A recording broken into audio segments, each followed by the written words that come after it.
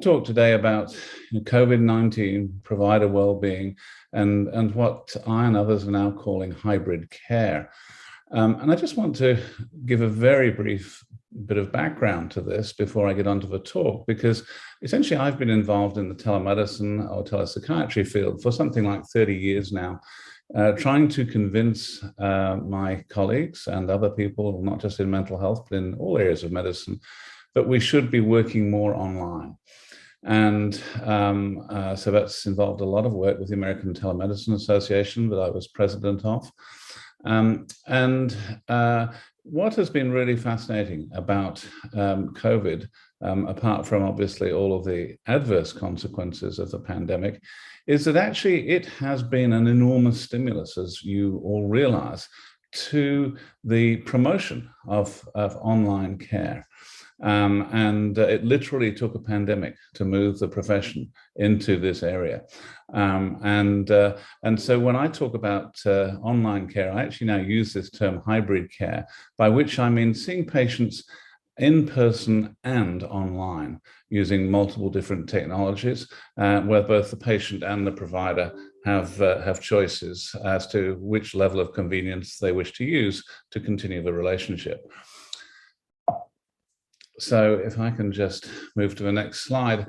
I have three quick disclosures. I've written 3 books in the last 4 years that are relevant to this, one on telepsychiatry, another on physician suicide, another on physician well-being. And I've taken content from these books to give parts of this talk. Now, the formal learning objectives are to, first of all, be aware of the mental health impact of COVID-19. Secondly, understand how to deliver virtual visits safely and appropriately. And finally, understand the wide range of technologies and hybrid models of care available to use with our patients who have mental health disorders, as well as in other areas of healthcare, of course, and how this is really going to change our professional practice in future years. And I'm going to do that by going through 5 sort of almost topic areas. I'll rapidly look at the pandemic mental health effects, then look at current drivers of telemedicine use, then look at the practice of telepsychiatry for mental health and addictions during COVID-19. Then I'll look at telehealth and clinician well-being and how they interact. And finally, the sort of silver linings of COVID-19 and the potential for post-traumatic growth for all of us. Now, as you all know, the pandemic deaths have actually just gone over 700,000. That's greater than the only equivalent pandemic that has affected the United States, the 1918 influenza H1N1 pandemic, which led to an estimated 675,000 deaths. But this pandemic with COVID-19 is really in a completely different league from any other pandemics that we've seen in this country. As many of you will know, one of the important things that the pandemic has done is actually shone a light on the difficulties that racially diverse groups of patients have had.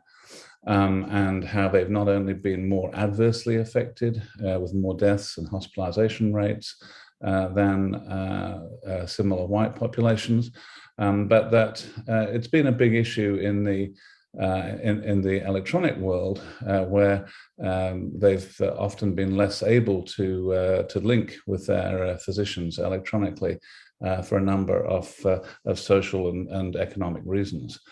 And this was picked up very early. You can see this slide here is from the CDC over a year ago, and I'm deliberately using an old slide because this was realized very early on in the pandemic and has really shone the light, as I say, on the structural racism that we have within healthcare, and which we absolutely need to address as we go forward. Now, you've probably all seen some sort of similar slide to this, looking at the phases of the disaster response.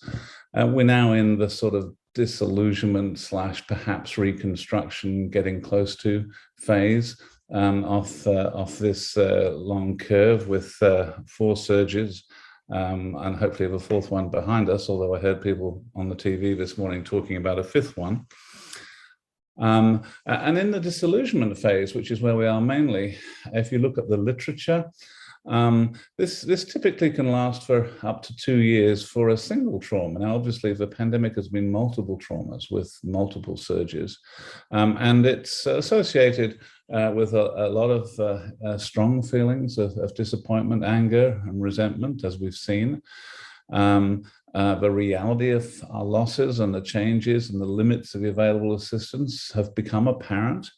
One of the important things is that we notice in disillusionment phases, when you look at the trauma literature, is the loss of a shared community, as survivors tend to concentrate on looking at how to save themselves rather than their communities. And of course, now people are looking forward to what's going to happen with the flu season and the potential for literally a fifth surge in the unvaccinated group of people. So this disillusionment phase is a community sort of phase, and it has a lot of adverse impacts. Now, almost all of my patients are physicians, and so I've seen a large number of physicians during the last 18 months or so of the pandemic. And it's been really interesting to see what has actually affected them most. What have been the stressors that physicians have really found difficult? And I think there's two big stressors that have really been important for physicians. The first is just the constant change and uncertainty, and in recent times, the criticism and attacks about vaccination. That has been incredibly stressful for people. The second has been anxiety about physicians, family, and friends, and a fear of taking the pandemic home, literally, and infecting their children. Now, there's been a lot of other stresses, but those two seem to have been the two outstanding ones that I must say my physician patients and other people have talked to me about. Obviously, many other stressors that you can see here on this list, including economic, work, and social changes, with some physicians being overworked, some being underworked, some losing their jobs, some not being able to get employed, as well as quite a number of people having long-term separations from their family, either through quarantine or because of fear of contamination. So a lot of stressors for providers, never mind the stressors that are on the general public. So what does this lead to? What sort of impacts have clinicians had during COVID? Well, obviously, we've had the same grief and loss. Our family, friends, and potentially colleagues have died or become very ill. We've had more difficulties with relationships. We've missed important life events. I've personally missed 3 weddings from my nieces and nephews, and you can never take those things back. The issue of moral injury, I'll talk about in just a minute, but that's become a major deal, particularly among some of the surgical specialties, as well as the chronic exacerbation of burnout, which, as you all know, is fairly high in physicians anyway. Clearly, as a group, physicians and nurses and other health providers have had increased levels of depression, anxiety, and substance use, just like the general public, and also likely more trauma. With increased rates of domestic violence, gambling, excess online activities, and abortions all occurring around the country, although perhaps actually interestingly less suicides, and the data is still out on that. But there are a whole lot of other impacts on clinicians. So the first is this issue of social division, extremism, and polarization that we've all seen especially at a political level. Isolation is something that our current Surgeon General really talks about a lot, Vivek Murthy, and I think is really important as a social determinant of health, and that affects providers as well as patients. It's surprising how many physicians, in fact, are actually especially the sort of workaholic type of physicians, are actually very isolated in their social and family lives. And of course, then there's the impact of long COVID. We don't know the impact of that. There's lots being written in the literature at the moment about the potential vascular changes, particularly in the brain and other organs, and the neuropsychiatric consequences of that. And providers are just as much at risk of long COVID as are other non-provider patients. And we have to think about that and how is all of that going to affect our workforce going on and going forward. So big mental health impacts on clinicians that we really need to be very aware of. And these mental health side effects, what some people have actually called a second pandemic of mental health problems, have been identified early. This is another CDC website deliberately again from over a year ago, pointing out as early as August 2020 that there were very significant mental health impacts of a pandemic, and obviously there's been a lot more literature since. So moral injuries, I mentioned these before. The moral injuries essentially come from a sort of a wartime set of descriptions, and the classic sort of wartime moral injury is somebody who tragically perhaps kills a child as a sort of unintended consequence of protecting themselves. And if we look at healthcare, you can separate moral stressors or moral injuries into three different areas. The first are severe stressors, such as being unable to treat COVID patients due to lack of resources, and we've seen that in hospitals around the country, literally in the last couple of weeks. There's also the inability to provide optimal care to non-COVID patients. That's been a common problem, as well as obviously this big concern that physicians have about passing COVID to loved ones. So these are really important stressors on physicians. At a moderate level, we've all seen the issue of being unable to let visitors in, especially to dying patients, of having to triage patients with inadequate information, and obviously constantly for people, particularly in intensive care units and emergency departments, the tension of trying to solve the tension between the need for self-preservation and the need to treat. So, do you put a PPE on correctly and properly when you've got a code going? Or do you just get on with the code? And so things like that are really very stressful. And finally, there's these low-level but very common changes, particularly in relation to events in the community where we see essentially bad public health behavior, not getting vaccinated, not social distancing, not wearing masks, and how stressful that is for providers. So this is what people mean when they say moral injuries. And you can see that these are common, they are significant, and they're distressful. They're not really being addressed in a major way. Now let's switch now to technology. If we look at technology, and particularly technology used at the doctor-patient interface, if you look at then telehealth, there are really three different varieties of telehealth. There are synchronous interactions where you interact in real time with a patient. So using a video or telephone, essentially, on a smartphone, tablet, or computer. Then there are asynchronous approaches where you send some sort of data, send messages or images, or send video in some cases. And then somebody looks at it later on and comments on it. So the use of patient portals and similar. And then finally, there's remote patient monitoring, which is essentially getting data from patients as they go through their daily lives, as they're working at home or living at home, often using apps and taking clinical measurements from a distance. And this is an area that I think in psychiatry is going to dramatically change in the next 10 or 15 years, as will be the case with the asynchronous approaches. But so think about technology in those three ways: synchronous, asynchronous, and then remote monitoring. And then think about, what do patients want?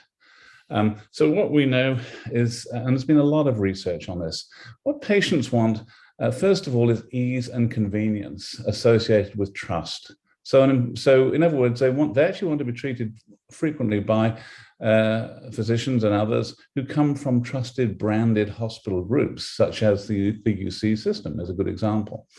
But they also want to experience care as a journey. Patients are much less interested on the whole in just having a single consultation with someone. As we know, most disorders, particularly in the mental health area, tend to be chronic. And so they want to see care as a journey, perhaps before, during, and after a crisis. And they want that to be both digital and in person.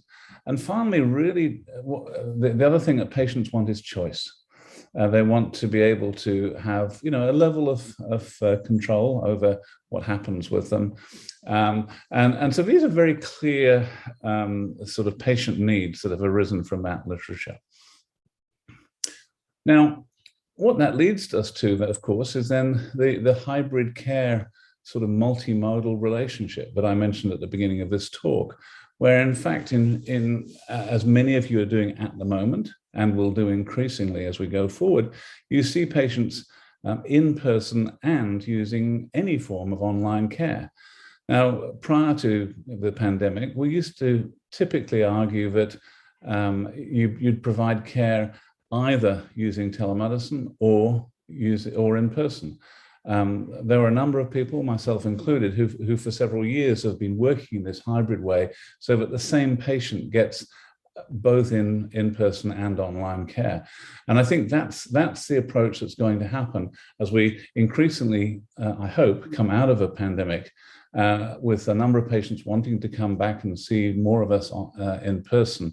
And what we'll find is increasingly, if I had to bet on it, is that most patients will ultimately end up getting a hybrid care, and we'll probably be seeing about half our patients online and half of them, or we'll be doing half our consultations online and half our consultations in person in the long run across the country.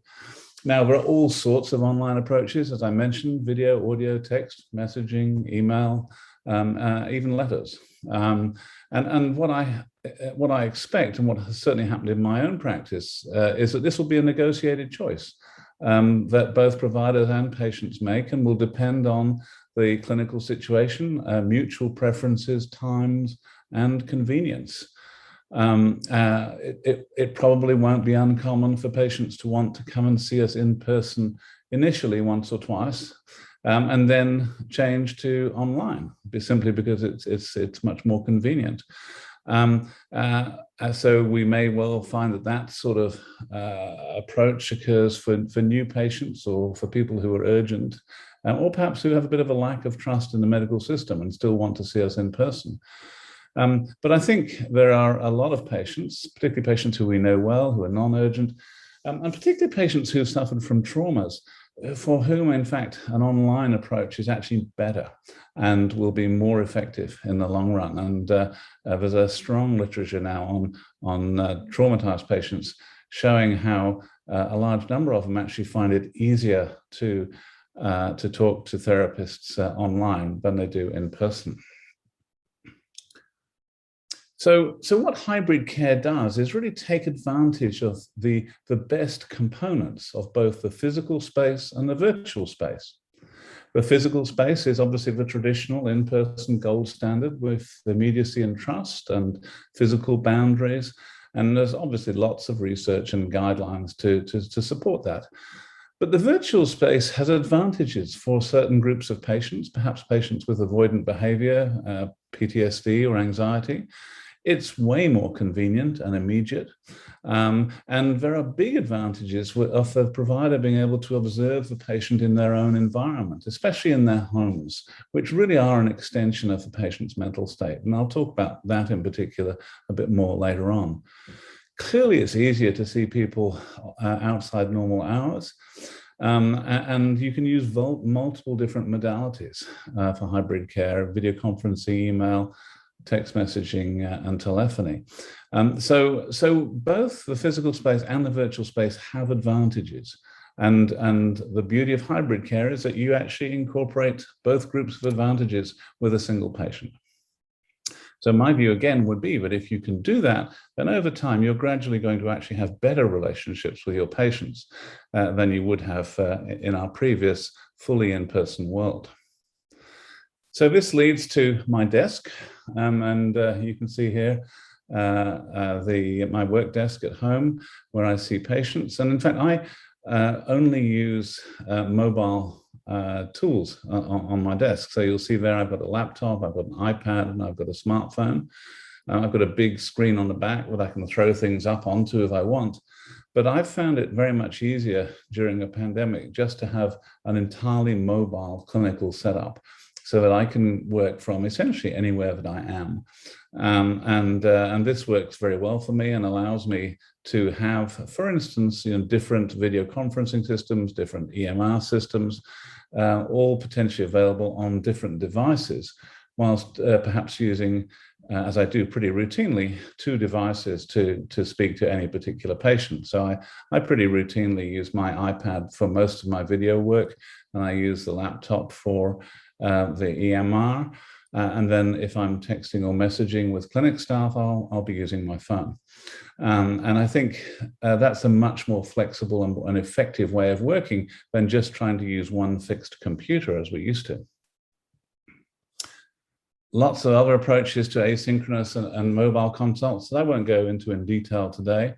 But this is across all sorts of disciplines. These 3 examples, one is from primary care, one is from radiology, and the other is actually doing asynchronous video consults on your top left-hand corner for research purposes that we do at UC Davis. So all sorts of different environments that we can use. And if you want to see the effectiveness of, say, asynchronous video consults, I'd suggest you look at this paper that my group published very recently in the Journal of Medical Internet Research, where we did a 2-year outcome study of synchronous versus asynchronous video consultations in primary care. For both groups, we had consultations every 6 months. Both groups improved the same amount over 2 years. And the asynchronous approach, which tends to be much less resource intensive, was actually just as effective as synchronous consultations. So I think there's evidence, emerging now for the importance of not just seeing patients in a synchronous way, but looking at the other approaches to healthcare that I talked about a few minutes ago. And why is all this changing? Well, obviously, I've mentioned COVID-19 as one of the big drivers of change. We've had a whole series of relaxed regulations, and I hope that most of those will stay, although I think some are probably going to go back.